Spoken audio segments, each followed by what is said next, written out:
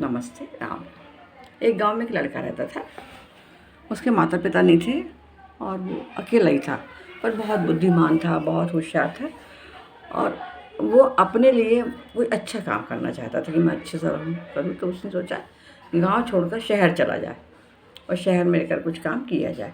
वो शहर आ गया। शहर में उसने छोटी सी दुकान खोली और उस दुकान में उसने शीर्षक लिखा, बुद्धि का सौदागर, यहाँ बुद्धि मिलती है। लोग आते मजाक उड़ाते, बुद्धि कैसे मिलेगी, क्या होगा, और चले जाते। वो भी थोड़ा कुछ दिन देर पर लगा यार नहीं चल रही मेरी दुकान। उसने सोचा इसको बंद कर देते, फिर देखें कुछ और करेंगे।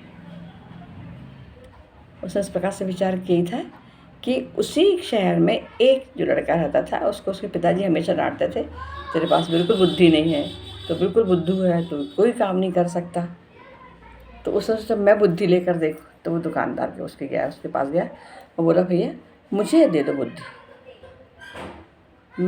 मुझे बुद्धि चाहिए। पिताजी हमेशा कहते मेरे पास बुद्धि नहीं है, और मुझे एक पैसा में बुद्धि दे, तुम जितनी दे सकते हो दे दो। लड़के ने एक कागज़ की पर्ची ली और उसमें लिख दिया कि जो दो लोग झगड़ रहे हो तो उनके बीच में नहीं खड़े होना, वहाँ से हट जाना। यदि वहाँ खड़े होकर देखोगे तो वो बुद्धिमानी नहीं होगी। सेठ का बेटा घर आया, उसने अपने पिताजी को बताया कि लो मैं बुद्धि खरीद कर लाया। उन्होंने पर्ची पढ़ी तो उनको बहुत गुस्सा आई, उन्होंने उसको फाड़ कर फेंक दिया। और वो उस लड़के के साथ लेकर दुकान पर पहुँचे और बोले मेरा पैसा वापस करो, फिजूल पैसा नहीं है जो मेरे लड़के ने तुमको दिया।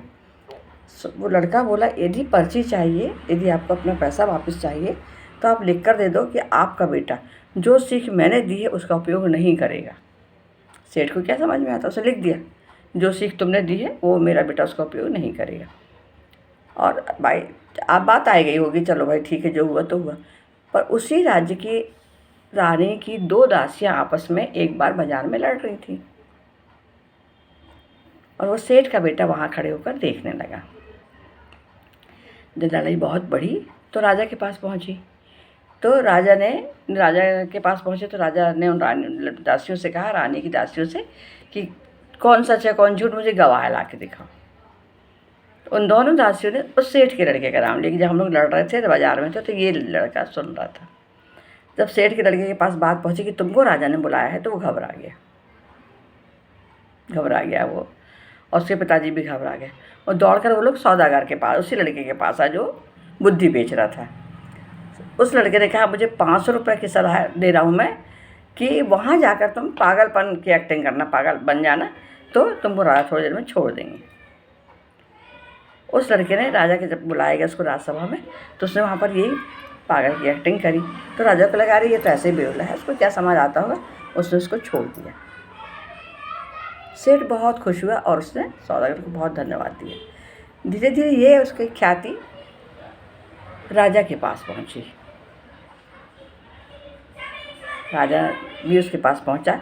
उसने बोला क्या तुम मुझे बुद्धि भेज सकते हो, मुझे दोगे बुद्धि? सौदागर ने कहा कि ठीक है, आप 1 लाख में एक पर्ची ले लो मुझसे। तो राजा ने कहा ठीक है। राजा को पैसे देने में क्या था। उसने उसको पर्ची दी, उसमें लिखा था कुछ भी करने से पहले सोच लेना। राजा ने पर्ची ली, सीख वाली, और अपने घर आ गया। थोड़े दिन में वो बीमार पड़ा। राजा ने यहाँ क्या किया, उस सीख को हर पर्दे पर, हर बर्तन, अपने घर में हर चीज़ में खुदवा दिया कि कोई भी काम करने के पहले सोचना है। तो वो हर जगह उसने उसको खुदवा के रख दिया। पर्दे में भी था, सोफे में भी था, घर के बर्तनों में, सब जगह वो लिखा था कि कोई भी हो उसको पहले सोच लो फिर उस काम को करो। अचानक राजा एक बार बीमार पड़ गया, बहुत बीमार हो गया। यहाँ पर मंत्री और वैद्य की सलाह से राजा को जहर दिया गया। जैसे ही राजा के पास जहर वाली दवाई का कप आया, राजा के मन में एकदम वो विचार आया कि कोई भी काम करने के पहले सोच लेना चाहिए। राजा ने उस जहर को अलग रखा और उसकी जांच करवाई, तो उस दवाई में जहर था। राजा ने मंत्री और वैद्य को दोनों को सजा दी और वो उस सौदागर से लड़के से बहुत खुश हुआ, उसको बुलाया और उसने उसको अपने महल में काम पर रख लिया। तो गरीब लड़का था, गरीब था, पैसा नहीं था, पर उसके पास बुद्धि बहुत थी और बुद्धि का उपयोग करते करते धीरे धीरे वो एक राजा का अच्छा सलाहकार बन गया। तो अपनी बुद्धि का उपयोग करना ही सबसे अच्छी बात होती है कि सोच समझ कर हम काम करें तो हमें सफलता ज़रूर मिलती है। नमस्ते राम, धन्यवाद।